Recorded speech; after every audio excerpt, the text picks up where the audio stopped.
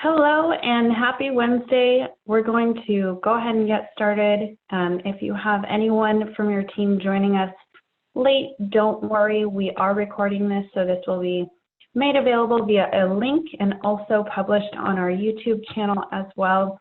Welcome everyone. I'm Leilani Evans. I'm the software sales support over at TAG. We exclusively deal with the Sage construction and real estate products, mainly 100 contractor and 300 construction real estate. And this webinar is going to be relevant for both accounting systems as well as for the project management service and timekeeping out in the field. The product that's known as Sage Service Operations, also now known as Sage Field Operations. So we have a mixed bag joining us today. I want to say welcome to our new client, Healthside Drilling, that's going to be joining the TAG and Sage, remaining with the Sage family, growing into Sage 100 Contractor. So definitely want to give a warm welcome to one of our attendees there. But we also have clients that have been using our main accounting system for a while, and then also some attendees that aren't, that I'm not familiar with. So I just want to take a minute to introduce you guys. This year we began the initiative of hosting these webinars every single Wednesday.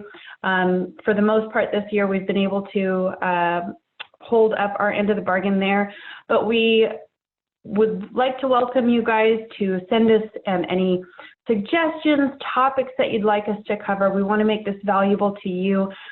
Anyone who's using these Sage accounting systems, we want to make it helpful to you in your experience and ultimately assist you as being successful with this technology.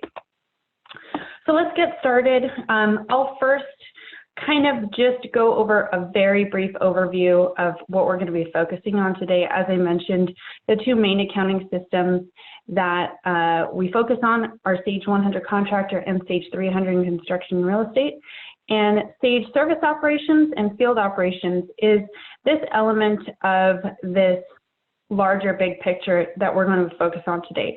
So as you can see, looking at this, there's quite a bit that Sage has taken initiative to be able to offer Sage accounting, construction accounting customers.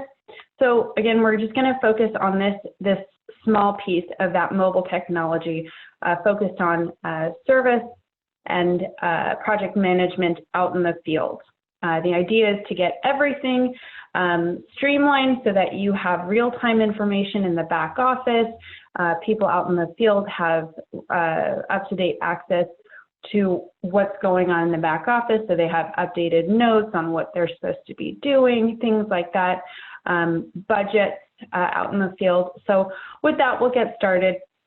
I'll quickly mention just the 7-step process that we kind of go through with every aspect of utilizing this technology. So we'll go through this process with implementing the accounting system as well as this field technology, because we do want to make sure that this is something that's going to be useful. So we want to make sure that you're getting everything that you can from this investment. It is an investment of time, your funds, so we want to make sure your ROI is there to justify it. So that's why we go through this process. Okay, so Sage Service Operations and Sage Field Operations. It's two different names, but it is the same application that we're talking about. It is an extension of the accounting system and allows for you to have all of these different elements available in this one application. If you are more focused on service, dispatch, work order management, that type of thing, we're going to be referring to Sage Service Operations as a product that you're looking at.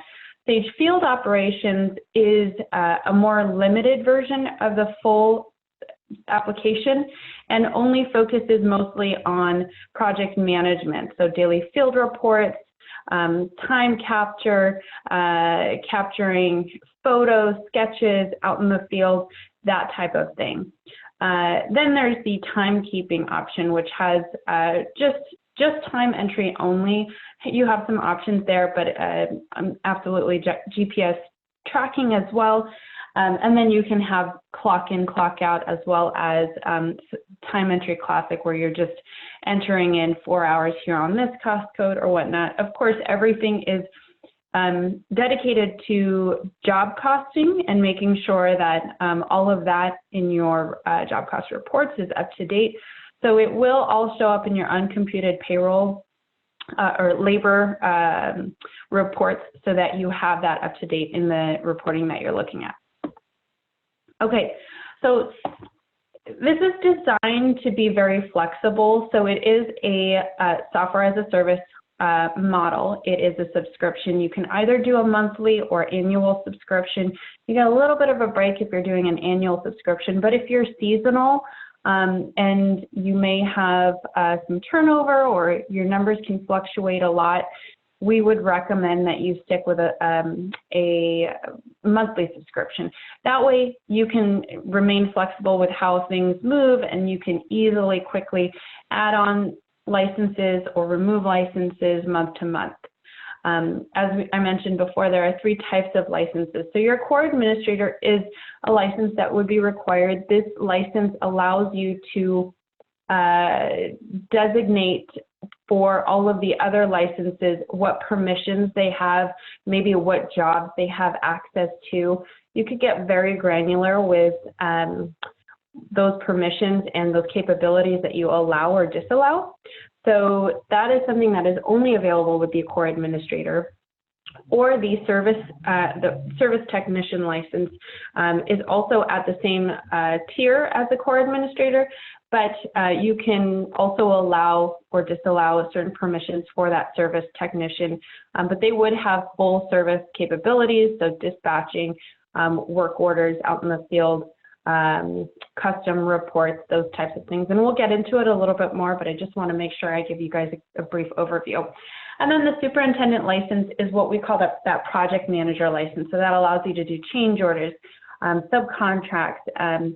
You can take a look at purchase orders, all those types of project documents, as well as collect certain photos, sketches, manage the project from that mobile device that you have those folks using. That's what that type of license will be designed to give them access to.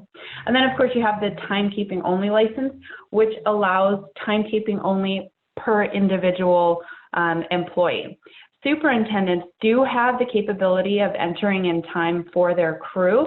So that's another way that you can do it. There's unlimited number of employees that they can enter time for. So those are the 2 ways that you can allow that to happen, either individually or per crew. The superintendent can input time for crew members that way. Okay. So we'll talk a little bit about that full service management capability with Sage Service Operations. There's a lot of terminology that happens, so I want to make sure we're clear about the service versus the field operations. So Sage Service Operations gives you the capability to generate and manage your work orders out in the field. You can take detailed notes.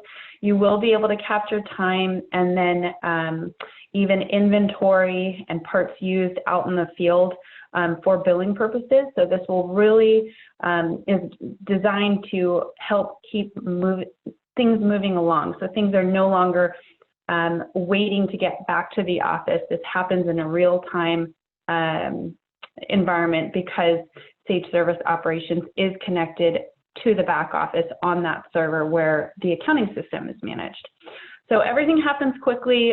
Photos, sketches are even available to the back office immediately. So that's a big plus, as well as the capability to electronically capture the customer's signature out in the field. Now, I do get some questions a lot about being able to process payment out in the field, and that is something that can happen. It doesn't happen within Sage Service Operations. The merchant processing company that is integrated with the accounting system for both 100 and 300 is Sage payment processing, I think is what it is now called. It was previously known as Paya, and they allow for a credit card reader out in the field that will allow you to do that, to collect payment out in the field. You can also have a payment link sent out, but it doesn't happen within this application itself. So it is integrated with the accounting system. It is there, but it's just not in this particular system. So that's there. If you have talk to text on your device, if you're using an iPhone, this is compatible with any device with internet access. So it doesn't matter if it's an Android or an iPhone.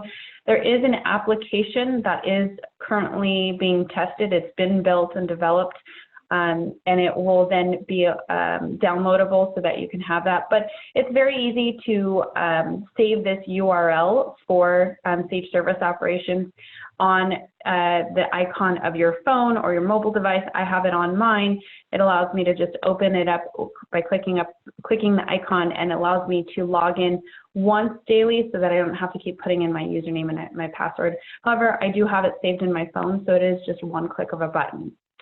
So that's that. Okay, so your superintendent license, this allows you to take a look at change orders in the main accounting system or create change orders out in the field. You can get all the details, you can collect photos, have those attached as well. So that's something that you can have easily available out in the field, along with the signatures that you can collect as well. This, what we're looking at, is the output of that saved change order. So within the system, and then what it does is it saves this in the record back in the accounting system. So that integration is immediate. There is no import or syncing that needs to happen at the end of the day. As soon as it's saved here, it's available in the back office. So definitely a huge benefit. Okay, so onto the timekeeping itself. These are some of the big benefits here. That it's flexible in the way that you collect the time. You can collect time as you see here. This is the Time Entry Classic, or you can have the feature where you're clocking in and clocking out. It allows you to manage breaks, lunch breaks, all of those things. And then it does allow signature approval by the employee for liability and compliance issues. You can customize the system to ask the employee, you know, did you receive all of your breaks? Were you injured during these time clocks at all? Whatever custom message you want to build into it, and as many as you'd like to add in there, you can have that along with any other notes that they can input themselves to report any incidents or anything that happened out on the job site. And then you can collect the signature, same as you've been collecting on any of the other documents. There is also time review that's available. So approval up to 3 different levels, up to management before it hits approval to the payroll administrator, excuse me. So that's something that's in the system, and if there are errors, you can absolutely kick it back, make edits before it gets finalized in the main system that you're using. And then what you're seeing here is a view of dispatch, and you're seeing the map view here. There is a calendar view that gives you a different perspective, but this will show you the locations of your work orders or your clock-ins. You can see the number of recent activities that have been occurring in these different locations. So at any time, you'll be able to see where your labor force is at any given time. So if you get emergency calls or anything like that, this can be very useful because you can see who's in the area and what they're doing. So super helpful. It is GPS time-stamped, so you do know exactly where people are clocking in. Sometimes, you know, they just want to know if they're, you know, at home or if they really are where they say they are. But it can also be really helpful because, you know, there are errors that are made, and sometimes they'll be reporting that they're on this job site, but they're actually on a different job site that they were working on previously, and it could just be human error. That way you can see, okay, they were scheduled to be here, this is where they were clocking in, then you can, nip that in the bud and then just send them a quick message saying, okay, this is the correction that I'm seeing. That way things don't get held up and things can just continue moving along. Okay.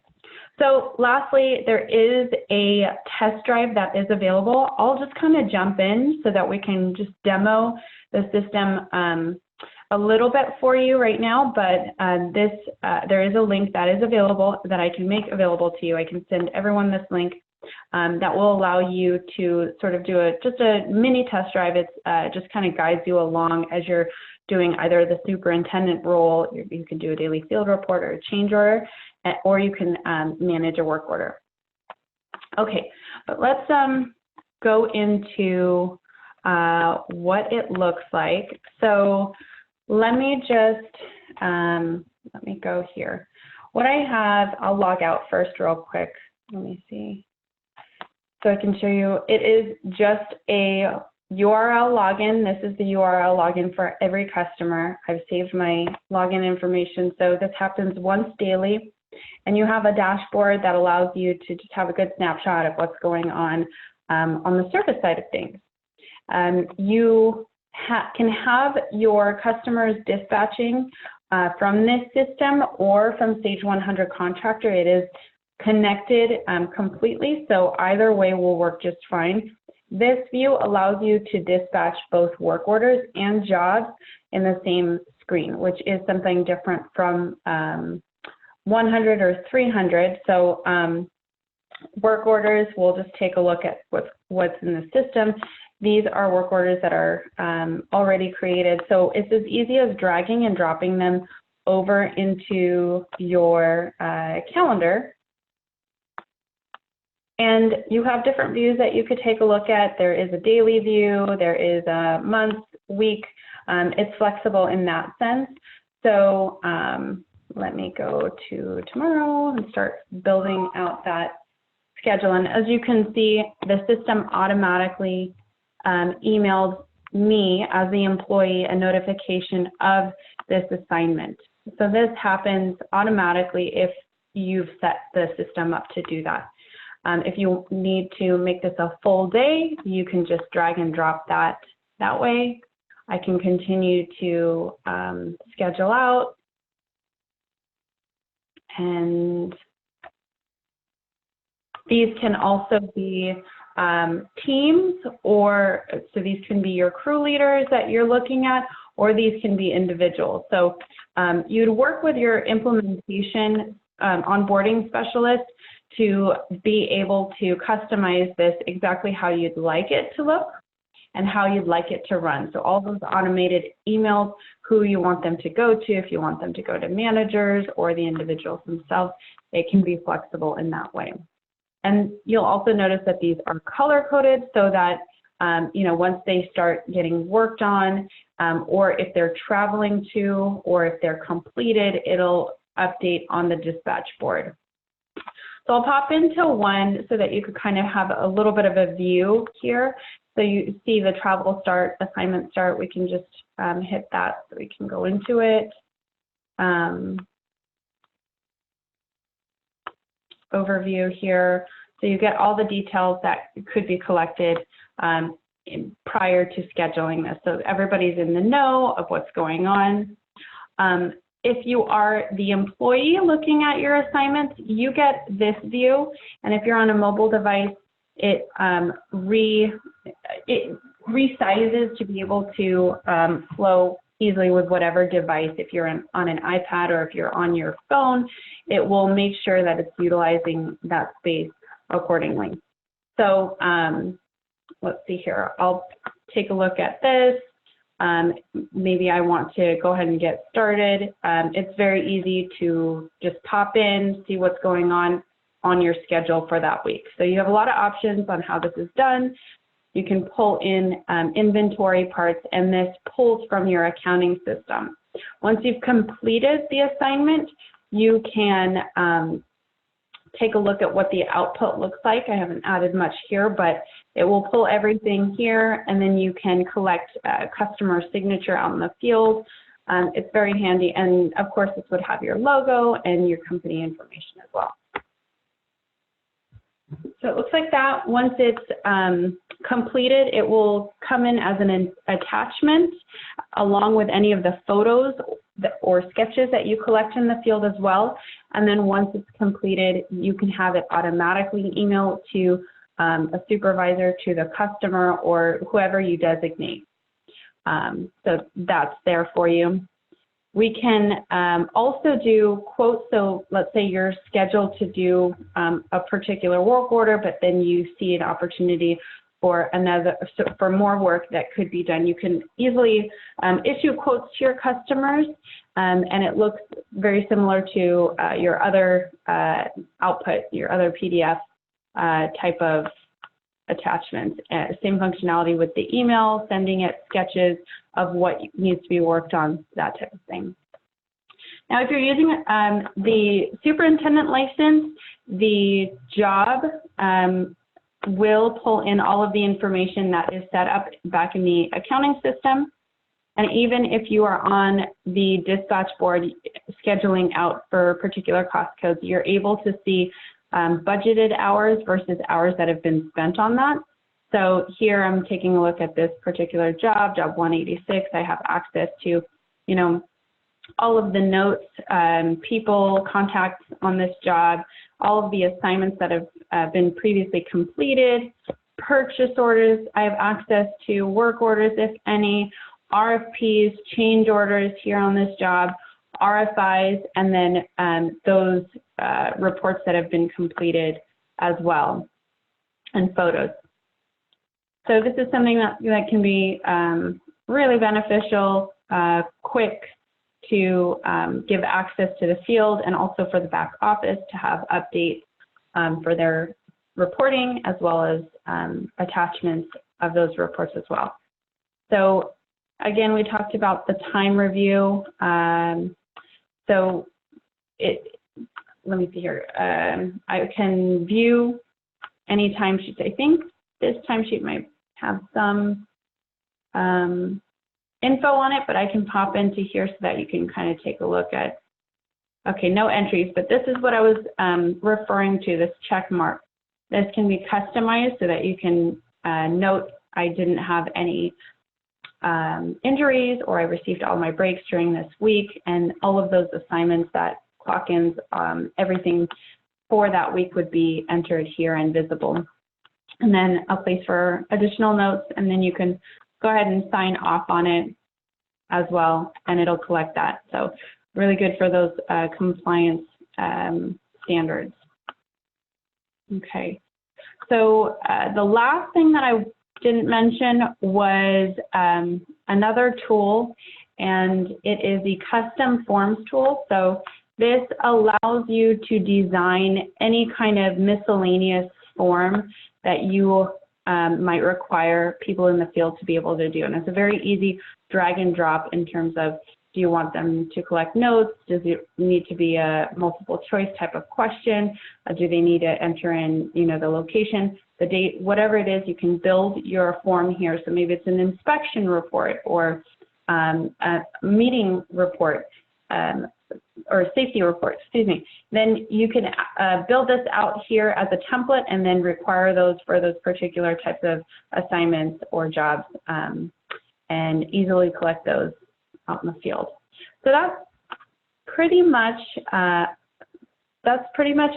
high-level overview of everything kind of available in here. Now, you don't necessarily need to use all of it, and all of it may not be relevant to how you do business, but it's all there for you to be able to turn on. Again, security features are huge here, so as the core administrator, would have all of the permissions to be able to turn these features on, turn those time clock into a clock in, clock out, or maybe it's just enter in those hours.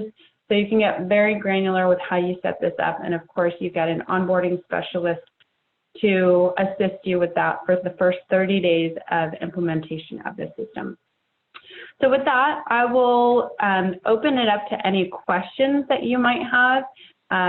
Everyone's currently muted, but if you would like to type in any kind of questions in the Q&A box, I'm happy to try and answer them, or I can unmute your microphone if you have a little bit more detail that you need to go into regarding your question.